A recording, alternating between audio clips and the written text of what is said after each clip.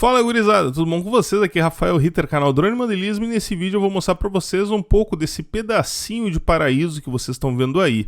A gente vai conversar também mais um pouco sobre o Mavic Mini, que foi o drone usado nesses voos, e no final do vídeo eu quero comentar mais um pouquinho sobre a questão do registro dele, né? Que ao que parece vai ser uma exclusividade aqui do Brasil mesmo.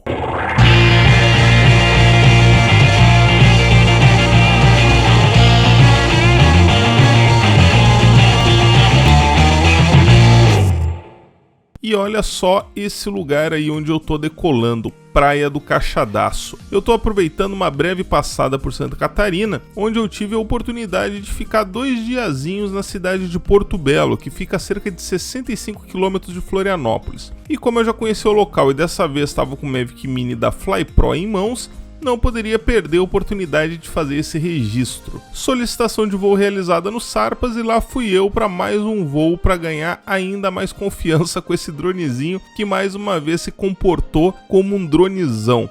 E depois eu quero falar um pouco mais sobre ele, mas antes a gente vai falar um pouquinho sobre esse lugar mágico aí. Bom, não é preciso pensar muito para entender por que o local chama tanto atenção. O lugar recebe turistas aí de todo o mundo já faz um bom tempo, né? Então famoso ele já era, mas ficou ainda mais conhecido depois que o Michel Teló escolheu o local para gravação da versão em inglês do hit Ai Se Eu Te Pego. Delicious, delicious, this way you're gonna kill me.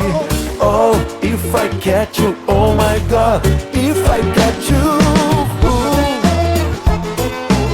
Mas que bobagem, né, pessoal? Então vamos deixar isso pra lá e vamos agora pra um pouquinho de história, né? Da onde que veio esse nome estranho, Cachadaço? Bom, o nome Cachadaço ele é atribuído ao almirante da esquadra portuguesa Robert McDowell, que no dia 17 de fevereiro de 1777 refugiou seus 12 navios na Enseada, para evitar o combate com a esquadra espanhola que tinha 116 navios e era comandada por Pedro Cevallos Cortés e Calderón, que felizmente não conseguiu localizar ele e acabou seguindo o rumo dele para a ilha de Santa Catarina. Quer dizer, bom pros dois, né? Porque ninguém se matou naquele dia, o Bob ficou de boas lá no Cachadaço e o Pedro foi passar o verão em Floripa. Então, segundo conta a história, o local ele teria sido batizado com esse nome porque o McDowell teria dito, né, que o local era tão protegido quanto uma caixa de aço.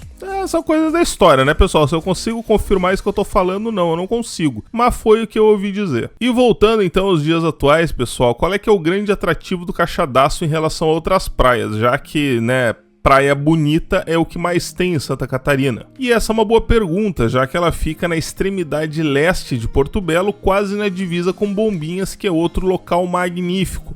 E onde, aliás, fica outra enseada maravilhosa que é a Praia da Sepultura, que eu pretendo mostrar para vocês também aqui futuramente. Mas então, pessoal, na real, em termos de beleza, tanto a Praia do Cachadaço quanto a Praia da Sepultura são nota 10.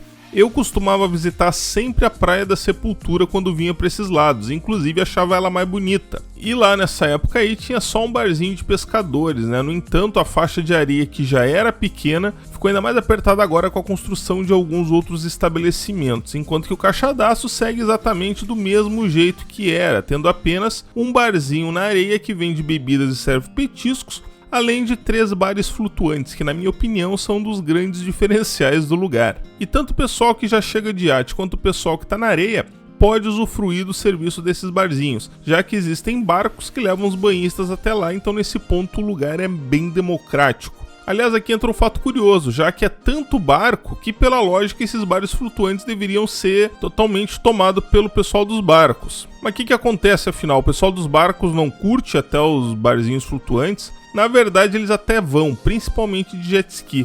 Mas a verdade é que é muito mais interessante para eles fazerem a festa nos seus próprios barcos, né? Já que os bares oferecem uma espécie de serviço de delivery que pode ser acionado por rádio ou por telefone. Aí é só ligar para eles para pedir mais gelo, cerveja, sei lá, outras bebidas, ou então algum prato ou petisco para matar a fome. Sinceramente, eu também ia querer ficar no meu barquinho se eu tivesse um.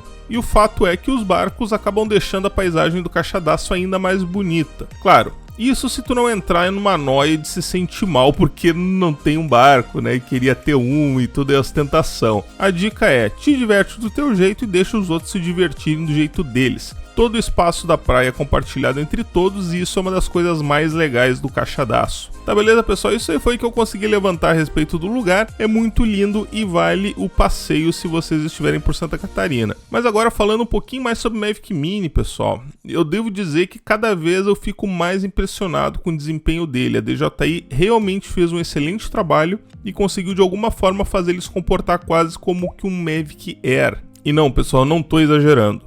Inclusive, um dos poucos detalhes que eu critiquei no meu vídeo de review, que era a ausência do medidor de carga das baterias, que em princípio poderia causar alguma confusão na hora de identificar as cheias e as usadas, na verdade é um problema que nem existe, já que o próprio carregador tem um botão que serve justamente para informar o nível de cada uma delas. Esse carregador ele foi uma bela de uma sacada, porque ele serve tanto como estojinho quanto como medidor de carga. Uma coisa, no entanto, pessoal, é inegável, né? Eu tenho que confessar que o tamanho reduzido do drone me causou uma certa aflição nesse voo específico, já que, como de costume, o local estava cheio de gaivotas e algumas delas chegaram a passar bem próximas do drone. Mas, sinceramente, eu ainda prefiro esse risco do que os riscos associados, né, a drones maiores. E ainda sobre o tamanho do drone, pessoal, e falando novamente sobre um dos aspectos do Mavic Mini que eu mais gostei, é impressionante como ele é discreto. Pelas imagens dá pra ver que bem poucas pessoas percebiam a presença do drone, mesmo na areia durante os pousos e decolagens as pessoas simplesmente não davam a mínima pra ele. Quem já voou um Phantom Mavic Pro sabe bem do que eu tô falando. Primeiro que eles chamam mais atenção, e segundo que após notarem a presença do drone, as pessoas em geral procuram avaliar o que tu tá fazendo ali, né, para decidir se de fato tá tudo ok ou se de alguma forma tu vai colocar a vida delas ou da família delas em risco. Isso aí simplesmente não acontece com o Mavic Mini, o que deixa o piloto muito mais tranquilo para se concentrar ainda mais no que ele está fazendo. É impossível, aliás, falar sobre o Mavic Mini sem lembrar do DCEA, já que por conta de um detalhe observado no Brasil, e ao contrário do que ocorre no resto do mundo, por aqui é obrigatório o registro dele. Eu já fiz um vídeo falando sobre isso, mas depois de voar todo esse tempo com ele e em nome da lógica, é impossível não concordar com a ideia de que é um erro do ponto de vista tecnológico e ignorar de forma tão brutal o peso de decolagem, ou seja, o peso que de fato está sendo praticado num voo específico. Só para explicar melhor, embora o PMD, o peso máximo de decolagem do Mavic Mini, seja de 299 gramas e não 279 como eu tinha dito anteriormente, isso com os protetores de hélice, nesse voo aí o peso de decolagem de fato foi de 249 gramas.